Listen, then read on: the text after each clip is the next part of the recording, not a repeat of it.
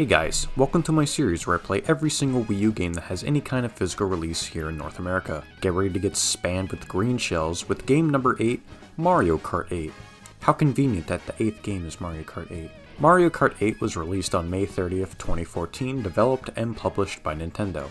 Oh boy, Mario Kart. When this first got announced for the Wii U, I was hyped because I love Mario Kart, and for the most part, it didn't disappoint. But how does it hold up almost 10 years later?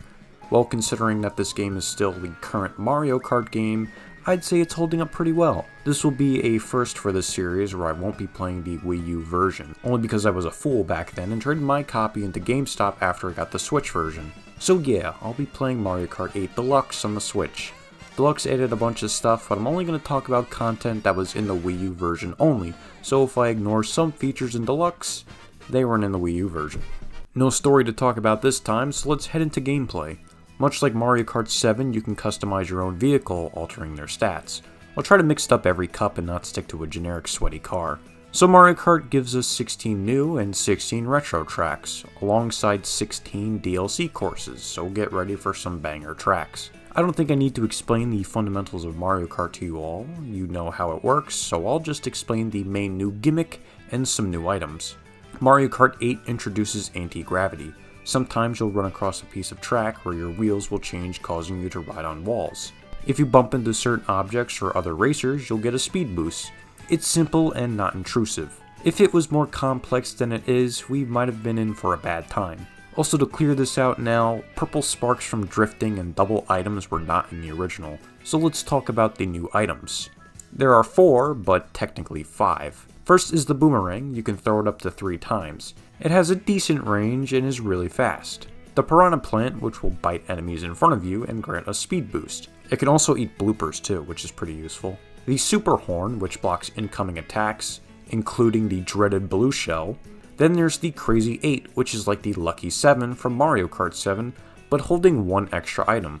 What is that item? Our last sort of new item, the coin. Oh, the coin. There are no amount of words in the dictionary to describe my bitter hatred towards this wretched item. Every time I see this thing pop up, I want to destroy hundreds of surrounding homes. It has screwed me over so many times. I hate this thing. Anyway, the coin grants you a small speed boost, and you can hold up to 10 at once. The coins also grant you new kart parts and characters if you collect enough. Coins were a thing in the first Mario Kart on the SNES and the Game Boy, but never appeared again until now. I think their addition as a pickup item are more of a balance thing, just in case someone hogs first place. That's it for major new changes for now, so let's get on with the tracks. Mario Kart Stadium. It's pretty standard for your first racetrack. It doesn't have anything too special about it, nor is it completely boring.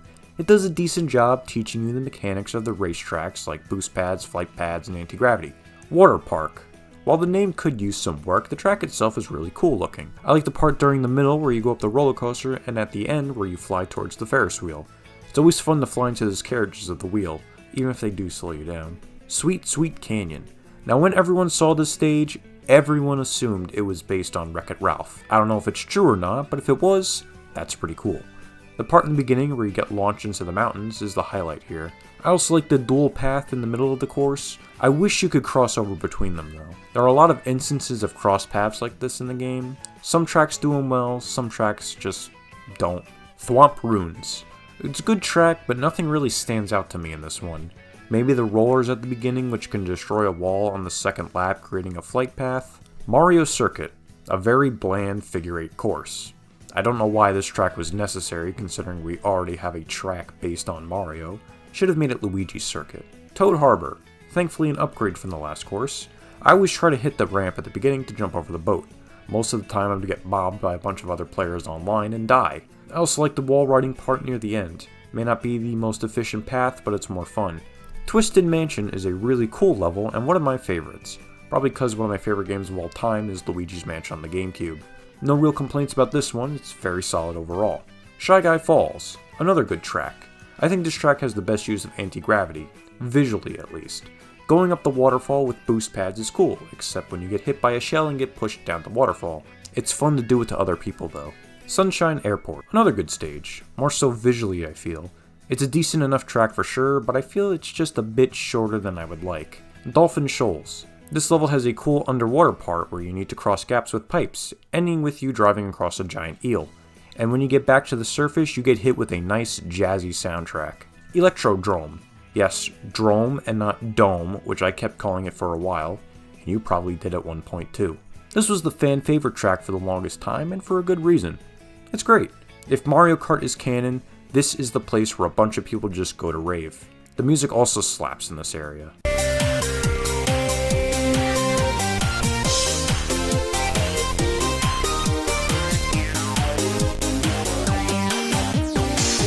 Mount Wario, another really good track and a personal favorite. This is the first track to introduce sectioned laps. Basically, instead of going around the course 3 times, each lap is a section of the track. This was in Mario Kart 7. It was meant for tracks that were either really long or you couldn't loop around. This whole race is a ski trip essentially. It's pretty good. I don't have any real complaints about it. Good variety and obstacles throughout.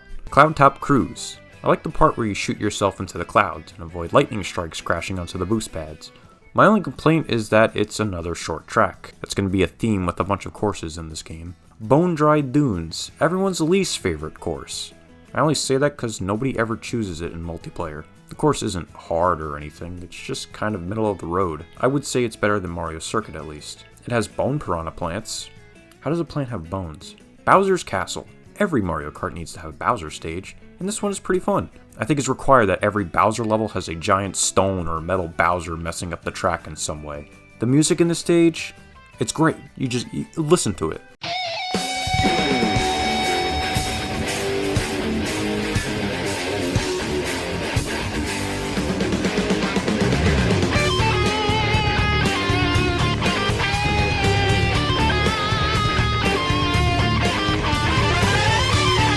The last new track in the base game is, of course, Rainbow Road. I like how the stage looks and the music is really good, but the track itself is just kinda eh. It's hard to try and top the Rainbow Road from Mario Kart 7 because that one is god tier, so I can't be too mean to it. Not a bad track by any means, just inferior. Well, that's it for the new courses. It's now time to talk about the retro stages. A small amount of them are copy and pasted from a previous game with very little changes, but most of them are actually revamped and have major differences. Are they good or bad? It's up to me to decide because it's my video and my opinion. Moo Moo Meadows from Mario Kart Wii. This track is a shot-for-shot recreation of the original one. The major difference is that it takes place during sunset, which I think looks much nicer. There's also a flight ramp near the Monty Mole part at the end. Mario Circuit from Mario Kart Super Circuit. Coming from the Game Boy game, I would say the track design is pretty similar to the original. They added an anti-gravity part near the beginning to make it seem cooler than it actually is. It doesn't add a whole lot to the stage, to be honest. There's also a flight ramp nobody ever uses. You probably see it driving by, just who uses it? Come on. Cheap Cheap Beach from Mario Kart DS. The visual overall is definitely an improvement, and the track for the most part is similar design-wise. Instead of the water moving in and out, you can now swim in the water. The Cheap Cheeps were replaced with crabs though as obstacles. Toad's Turnpike from Mario Kart 64. The first track where it's totally different from the original. While the original was pretty narrow and hard to race on due to the giant trucks, this one is much wider with smaller vehicles to avoid. The track itself is pretty good, but as a faithful recreation of the original, kinda sucks. I liked how hard the original Toad's Turnpike was, especially in mirrored mode where the trucks drove towards you. It's a nitpick for the most part. This version is objectively better designed and easier to race on. Dry Dry Desert from Mario Kart Double Dash. The real big change to this one is adding an oasis near the end of the stage instead of the bumpy hills from the original. That's a good change I feel, but it's missing that giant twister that would go around the track tossing you into the air if you got stuck in it. Also, the giant sinkhole isn't as strong as it used to be. You would get sucked into it if you so much as grazed it in the original. Donut Plains 3 from Super Mario Kart. I haven't played a lot of Super Mario Kart, but I can take a guess that this is probably better than the original. Just a hunch though. Just from driving on it, I think it's close to the original track, just added some more features to help spice it up. Royal Raceway from Mario Kart 64. Again, this is another faithful recreation to the original. The only major change is that you can't drive up to Peach's castle this time. Sure, it didn't serve a purpose in the original, but it was fun to do. DK Jungle from Mario Kart 7 is pretty much the exact same as the 3DS version. They added a small anti-gravity section at the end, but that's really it. Wario Stadium for Mario Kart DS. The last third of this track got a major upgrade with an anti-gravity section and a part you can drive underwater. I would say it's an improvement overall because the end of the track in the original version was just kind of boring. It was just like small bumps and dash pads and then like a really basic left turn. Sherbert Land from Mario Kart Double Dash. They added an underground path at both the start and at the end of the track. I never used the beginning one because it kinda sucks, but the second one I always use to avoid the freezies who are much smaller in this game. Same with the Skating Shy Guys. Music Park from Mario Kart 7. It's pretty much just a straight port from the 3DS game. It just looks much nicer. Yoshi's Valley from Mario Kart 64. It doesn't have that thing in the original where you couldn't tell what place each person was in. I think that was more of a bug than a feature though. It would have been nice if they kept that in as a reference to the original. The track design is very similar to the original from what I remember at least. Maybe the canon is new, I'm not sure. Tick Tock Clock from Mario Kart DS. This is actually a pretty good recreation of the original one. As far as I know, this is exactly how I remember the track. I always have to drive up the cog at the finish line because of that small little boost of speed you get. Piranha Plant Slide from Mario Kart 7. Another track that is largely the same from the original. It's just now the underwater part is anti-gravity now. Grumble Volcano from Mario Kart Wii. This is also another shot-for-shot recreation of the original. It was a tough course if you sucked ass at it because the ground would collapse into lava each lap. Lastly is Rainbow Road from Mario Kart 64. I got mixed feelings on this one. The track design is similar for the most part. They did remove a lot of the guardrails and the chain chomps now bounce on parts of the tracks rather than biting through the whole thing. It's also sectioned off rather than it being 3 full laps. I can kinda see why they would do this. It was the longest track in the original, but that's lame. They could have made it 2 laps at least. Well, that's it for the base game's tracks. Overall, they're pretty good. There are some mad courses in the mix, but I wouldn't call them bad. We're not done yet though, because this game had 16 DLC courses, if you remember, that I said like 5 minutes ago, which also included both Link and the Animal Crossing villagers as characters. If you pre-ordered, you got different colored Shy Guys and Yoshis, which I did back then. The DLC is a mixture of both new and retro courses, so let's see how they did. Yoshi's Circuit from Mario Kart Double Dash. One of my favorite courses from that game, and it's pretty well made in this one. The only thing they removed was that weird shortcut that was in the mountain after going around Yoshi's nose. If you played the original, you know what I'm talking about. It was a very out of the way and bizarre shortcut. It wasn't that good. Excite Bike Arena. Nice of Nintendo to reference their other racing games. This track's layout is always different every time you play. The ramps and mud spills will always be in different spots. Nice nod to Excite Bike because you can create your own courses in that game and it represents it well here. Dragon Driftway. This one stands out because of how wiggly the track design is. I don't think there's a single straight line in this course with one exception, that being the starting gate, but I don't count that. It's a cool track but a little on the short side. Mute City. Oh yeah, we got a track based on F-Zero. Remember when Nintendo used to make F-Zero games? I don't. Anyways, this track is all about speed. They even added those little pink areas where you can stock up on coins. It would have been cool to see them try and make cylinder-shaped tracks to drive fully around like they do in F-Zero. Baby Park from Mario Kart Double Dash. This track was always hectic to race on no matter what version you play. Just item spam galore. I don't think I like this one compared to the original because they added a center guardrail so items from the opposite side won't cross over. Also, the severe lack of the giant Bowser shell bouncing around doesn't sit well with me. Cheeseland from Mario Kart Super Circuit. Definitely an improvement over the Game Boy one. Duh. It's a good track overall. I like the cheese desert theme going on here. Wild Woods. Another cool track visually. I like the glider part where you can see all of the Shy Guys living in their tree homes. It's cute.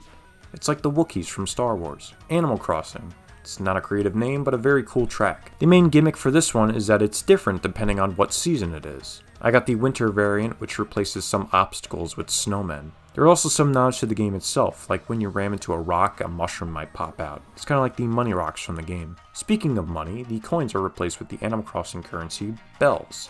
And even the result screen music is the coffee shop theme.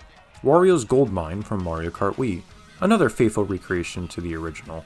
How many times have I said faithful recreation? God, I need a thesaurus or something. The major difference comes in the anti-gravity part at the end. It kind of ruins some of the challenge because you can now bounce off the minecarts to get a speed boost rather than hitting you. Rainbow Road from Super Mario Kart. The thwomps cause the track to wobble, but other than that, it's a good track. But the real problem I have is that why was this chosen as a DLC track? It was in the base game of Mario Kart 7, so why reuse it as paid DLC? It's very slimy of you, Nintendo. Ice Ice Outpost.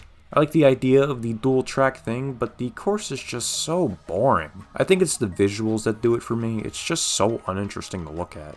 Hyrule Circuit. Now this is a cool track. The part where you enter the castle and have to hit all 3 of the spinning things to create a shortcut is really cool. The coins on this map are also replaced with rupees too. And the music, S tier soundtrack we got here.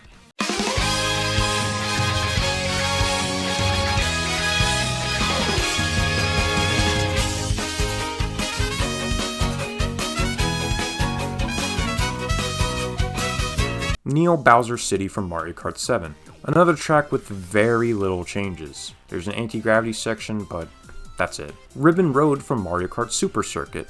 Now this is a great revamp. It feels more like a completely new track rather than it being an updated version of an old one. I like the theming, the wavy part after you hit the ramp. I like the gliding part past the jack-in-the-box things. It's a really good track and one of my favorites in the game. I got a few favorite tracks if you can guess by now. Super Bell Subway is fine. I like the narrowness of the course and the upper paths to avoid the subway cars, but I don't know what it is, I just don't love the course. I think it's just the theming again, it's just not that interesting. Now for the final DLC course, Big Blue, another F-Zero course. This time it's a segmented track much like Mount Wario. I don't like it as much as the other F-Zero track, but it's still really good. Also, the music for the final lap is so freaking amazing. You'll barely hear it, but when you get the chance to really listen to it, it sounds great.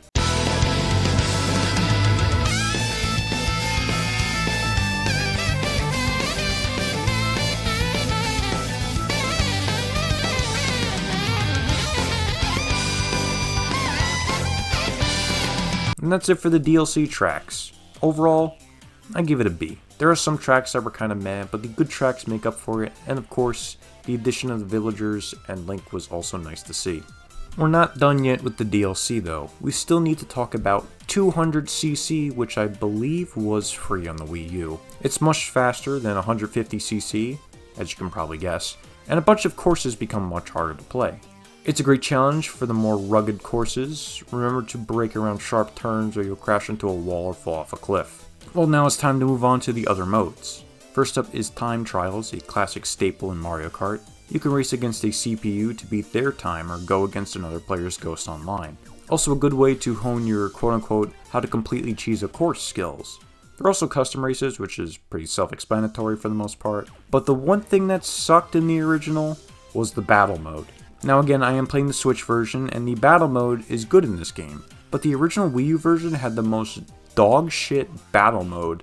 I don't remember if it improved at all, I don't think it did, but when the game launched, it was terrible. There was the standard balloon coin battles, but the tracks they used were just the normal race tracks instead of creating their own battle arenas. It was a very interesting decision to just use the normal race tracks, but it was a terrible decision. Nobody played it because it just did not flow well at all.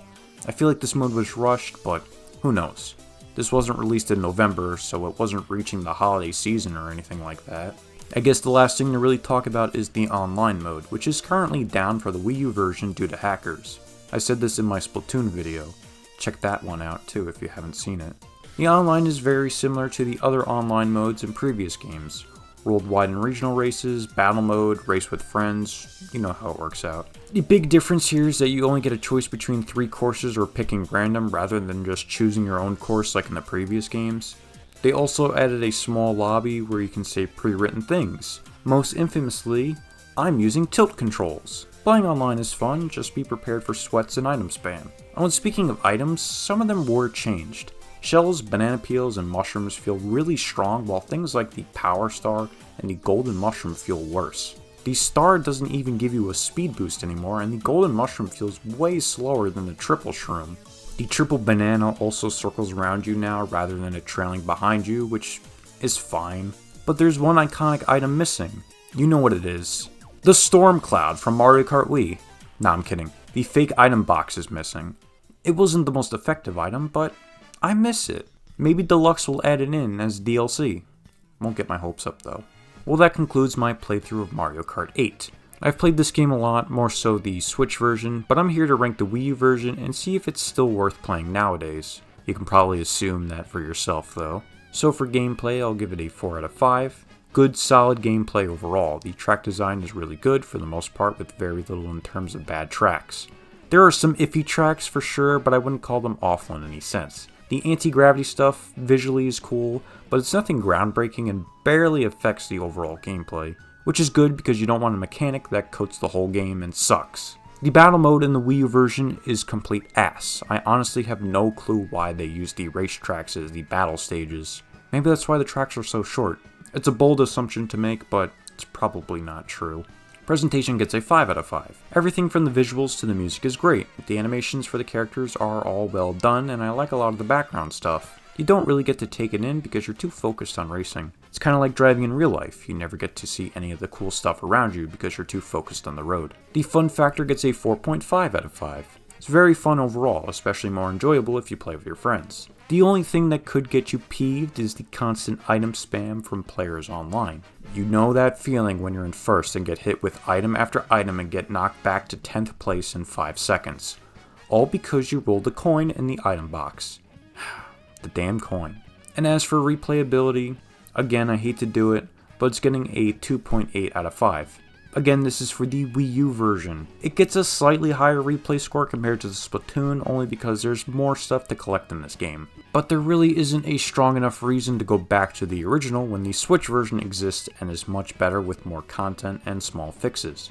You can't even play online on the Wii U due to dumbass hackers. So the final score from Mario Kart 8 is a 4.075 out of 5, or a 4.1 if you want to round it up. So yeah, Mario Kart 8 is a great game. I kind of wish we would get Mario Kart 9, but since Nintendo is still updating the game, it might be a while till then. To think it took like 4 to 5 years after Deluxe release to get any new content whatsoever. It still remains the best-selling game for the Switch and was even the best-selling game for the Wii U, so I can see the reason why updating the game is probably better for them. But damn it, I want a new Mario Kart. Oh well, let's just head back to the wheel and see what I land on next. Wheel, glorious wheel, I'm so anxious to spin it. Again, third-party game. I want a third-party game. I keep getting Nintendo games, please third-party game. I want something I haven't played yet. Come on. Third-party, please. Third-party game, third-party game, third-party game. Oh, third-party game, look at that. Rodea the Sky Soldier. Haven't really played it. I played it a little bit, but it was interesting. You'll see. You'll see.